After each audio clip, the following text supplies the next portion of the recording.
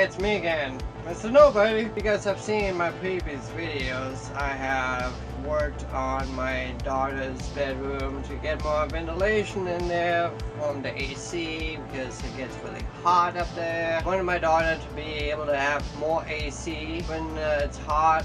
You know, so she stays nice and cool up there. Plus, also I did the ventilation part to mainly cool down the laptop. I'm gonna be working on the laptop itself. Later on, I'm gonna go and mount it back up in my daughter's room. I'm gonna have to do a little bit more to mounting it up there because right now, as I have a separate cooling station that can set the laptop on and it blows air into the laptop, which is fine. But I basically am using that because I have it set up on a wall, through the whole cooling thing onto the wall, which then the laptop just kind of clamps onto it, which is the way it's sitting up there, and then I have a TV connected to the laptop. So, and it works, and it's fine, and I gotta say that the cooling really seemed to have helped out a lot with the lagging and locking it up. As of before, it was just crashing non-stop because it was just getting too hot up there. What I'm gonna do today is something I have never done before, and I only have learned about this just recently. But there's a way that you can take a regular desktop graphics card and hook it up to your laptop, and that's one of the few things I want to do because I have a graphics card that I can't really use. It's not usable for my needs, but it's still a really good graphics card. It would be really good if I can get it hooked up to the laptop, because then my daughter can play her games and really good graphic detail. So that's the whole reason that I'm doing this. Like I said, if I get it working, that is a big if, because I still not entirely sure of how that's supposed to work. But graphics card itself needs power that the laptop can't provide. This laptop is only like meant to run its own internal stuff. I have purchased a power supply that's actually for a desktop computer, and this little adapter that's supposed to like plug into your laptop. Now for your computer people, you know that this is actually for a solid drive connector, like little box that's got disk in it. You have your power wire, you have your data wire, you connect to it. Well, they switched the hard drive thing over to where it's a bunch of microchips, and you kind of plug it into your board. Plug in your graphics card in here, and then you got your external power, which is where my power supply comes in case with this adapter. So like I said, I've never done it before, but this also means that now I'm gonna have this laptop up there, plus I need to have some kind of little box thing or like a little shelf thingy up there to hold the graphics card in place and hold the power supply in place. So it should be really interesting, and like I said, I've never done this before. I don't even know how it's supposed to really work. I just know that if it does, it's great. If it doesn't, I'm gonna have to do some more research and figure out something else.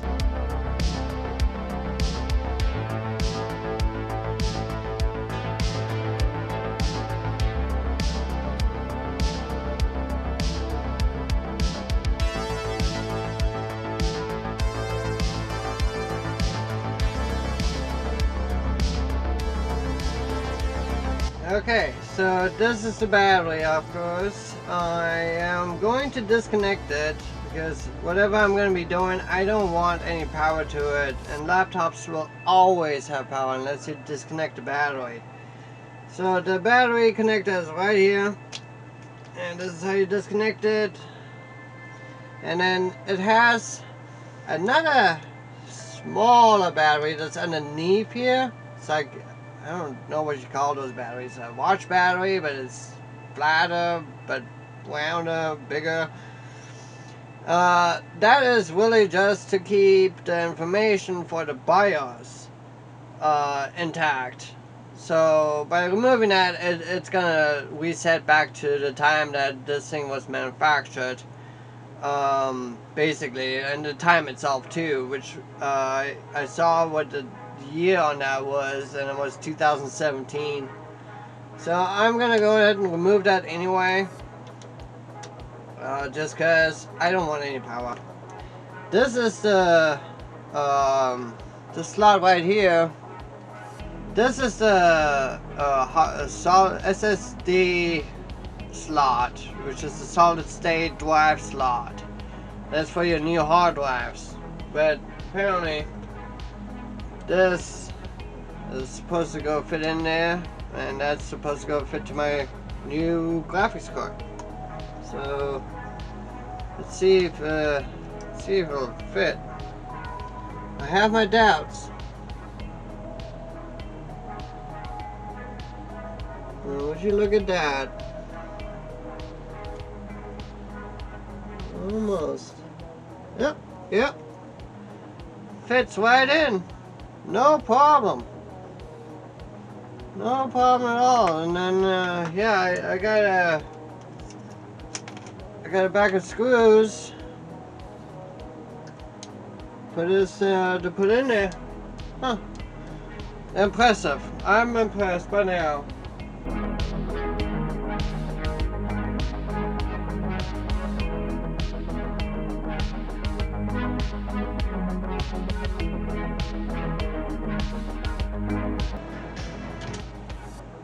Now, just to let you guys know too, I got this thing and like literally no instructions, nothing.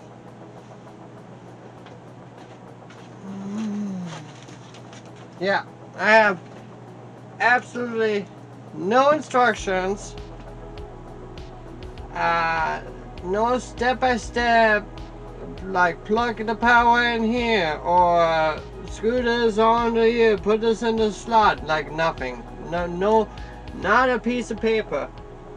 So I can't say I'm necessarily happy about that, because I would like to have like a little bit more information, knowing that, okay, I'm not going to screw this up if I do it like this. So I don't know. I mean, I guess with these things you kind of expected to just figure it out, I guess. I don't know. I guess I'm just gonna have to cut a extra piece of hole in here.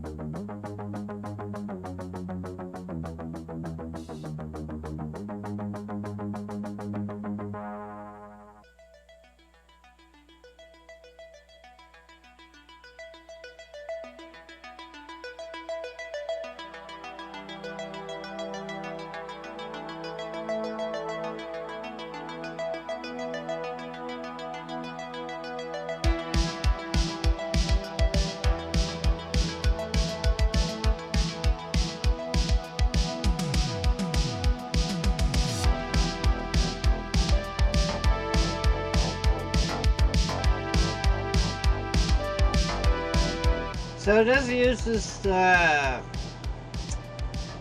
super small power connector that I always had to use these for when we used to have these floppy disk drives, because these were the connectors that you would use.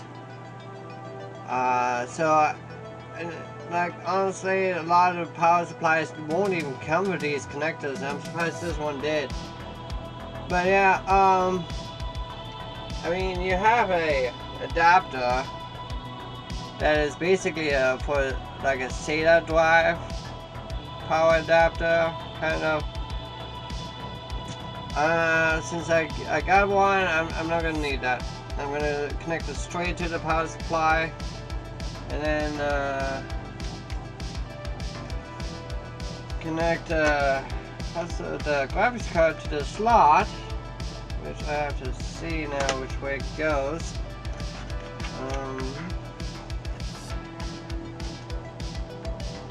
It goes something like this, I guess.